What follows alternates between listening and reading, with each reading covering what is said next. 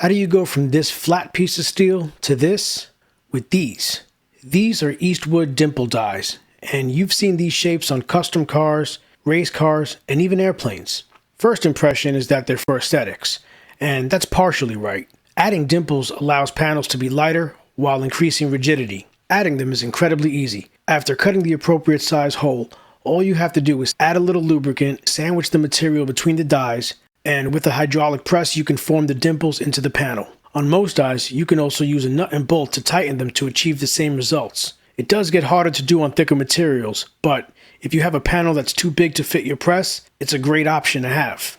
Something that's often overlooked is spacing. Since the body of the die is much larger than the actual opening, if you space them too close, you'll have interference between the dies and can potentially ruin a panel. To combat this, I made a simple file infusion that shows the hole size, the outer limits of the dimple, and the footprint of the die itself. This lets me create designs with dimples as close as possible without the risk of interference. For this part, I also bend the ends 45 degrees to add additional rigidity to the part. After a quick cleanup, I weld it in and admire the awesomeness.